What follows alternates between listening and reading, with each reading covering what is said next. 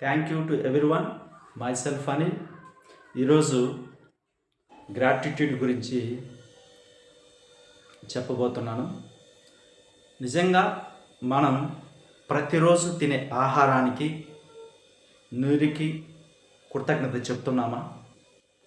మనం తినే ఆహారానికి కృతజ్ఞత చెప్పడం వల్ల కలిగే లాభాలు, మనం కృతజ్ఞత ఎలా చెప్పాలి? మనం తినే ఆహారం మన దగ్గరికి రావడానికి కారణమైన రైతులందరికీ మనస్ఫూర్తిగా కృతజ్ఞతలు. అదేవిధంగా మన దగ్గరికి రావడానికి కారణమైన శ్రామికులు, రవాణా సంస్థకి, భూమాతకి, ఇంట్లో తయారు చేసిన మన ఫ్యామిలీ మెంబర్స్కి, మన అమ్మా నాన్నలు, మన భార్య బిడ్డలు, ఎవరైతే వాళ్ళందరికీ థ్యాంక్స్ చెప్పుకొని, మనం కృతజ్ఞతలు చెప్పుకొని అన్నం తినాలి. అంటే థ్యాంక్స్ చెప్తారు కొంతమంది, థ్యాంక్స్ తెలియని వాళ్ళు కూడా, గ్రాటిట్యూడ్ తెలియని వాళ్ళు దేవుడికి దండం పెట్టుకొని తినేవాళ్ళు చాలామంది ఉన్నారు. దేవుడికి దండం పెట్టుకొని తిన్నా కూడా అది కూడా కృతజ్ఞతే.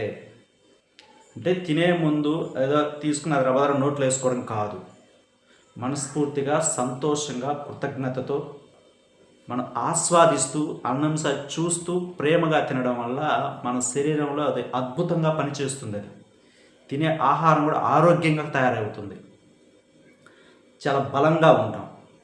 అలా కృతజ్ఞత చెప్పడం వల్ల కలిగే లాభాలు, వాటిలో number 1, the first one is, ఈ భూమి మీద కొన్ని కోట్ల మందికి ఆహారం దొరకక అల్లాడిపోతున్నారు. ఆహారం దొరకని వారికి మనం కృతజ్ఞత చెప్పడం వల్ల అక్కడ వాళ్ళకి ఆహారం దొరుకుతుంది. ఇది 100% నిజం. నెంబర్ 2, మనం ప్రతిరోజు కృతజ్ఞత చెప్పుకోవడం వల్ల మనం బ్రతికినన్ని రోజులు మనకు కావలసిన ఆహారాన్ని, మనం ఎక్కడున్నా ఏ పరిస్థితుల్లో ఉన్నా మనం కడుపు నిండా మనకి ఆహారం దొరుకుతుంది. పరిస్థితులు అలా క్రియేట్ అవుతాయి. భగవంతుడు మనల్ని అలా సెట్ చేస్తాడు. మన ఇంట్లో ఫ్యామిలీ మెంబర్స్ ఏదైనా ఊరు వెళ్ళినా మనకు ఆహారానికి ఇబ్బంది ఉండదు, మనం చేసుకోగలుగుతాం. ఒకవేళ చేసుకోలేని పరిస్థితి వస్తే ఏదో ఒక విధంగా మన ఇంటికి ఆహారం రావడము, లేకపోతే ఎవరో ఒకరింటికి మనం పోయి తినడము, ఏదో ఒక విధంగా జరిగింది. దాంట్లో ఎటువంటి అనుమానం లేదు. ఇవన్నీ నేను అనుభవించాను, ఇవన్నీ నాకు లభించాయి. ఇంకొకటి, మనం మన బంధువులకో ఫ్రెండ్స్లకో వాళ్ళు పిలుస్తారు, వెళ్తాము. ఎవరు అన్నం తినమన్నా తినాలి, మొహాడ పడకూడదు.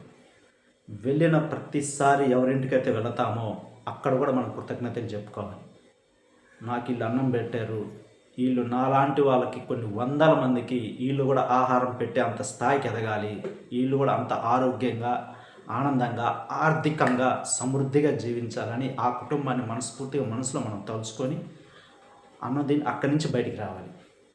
పెళ్ళిళ్ళకి వెళ్ళినా కూడా, పెళ్ళిళ్ళలో భోజనం చేసినా, ఏ ఫంక్షన్లో భోజనం చేసినా, మనం పోయిన ఫంక్షన్ ఏంది, పెళ్ళి ఏంది, ఆ కుటుంబ సభ్యులందరూ సంపూర్ణమైన ఆరోగ్యంగా, ఆనందంగా, ఆర్థికంగా, డబ్బు సంపదలతో సమృద్ధిగా జీవించాలని, మనస్ఫూర్తిగా జీవించాలని మనం మనసులో కోరుకొని అప్పుడు తిని అక్కడి నుంచి రావాలి. ఇంకొకటి, మనం హోటల్స్లోకి, రెస్టారెంట్లకి భోజనానికి వెళ్ళినప్పుడు కూడా అక్కడ కూడా మనం డబ్బులు ఇచ్చి భోజనం చేసినా కూడా వాళ్ళకి కృతజ్ఞత మనసులో చెప్పుకోవాలి. కుదిరితే డైరెక్ట్గా చెప్పినా ఇంకా మంచిది. ఒకవేళ రుచిలో కొంచెం అటు ఇటు తేడా ఉన్నా మనం కంప్లైంట్ చేయకూడదు. అక్కడ ఫ్రెండ్ అన్నం పెట్టినందుకు థ్యాంక్స్ అని వాళ్ళకి ఇవ్వాల్సిన డబ్బులు సంతోషంగా, ఆనందంగా ఇచ్చి అక్కడి నుంచి బయటకు రావాలి. ఈ యాటిట్యూడ్ కలిగి ఉండడం వల్ల మనకి ఏమవుతుందంటే, బ్రతికినంతకాలం మనకు ఆహారం దొరుకుతుంది. అది 100% నిజం. దీనివల్ల ఎటువంటి ఖర్చు లేదు మనకి. జస్ట్ ఎక్కడ ఆహారం దొరికినా మనస్ఫూర్తిగా థ్యాంక్స్ చెప్పుకోవాలి. అదొక్కటే మార్గం.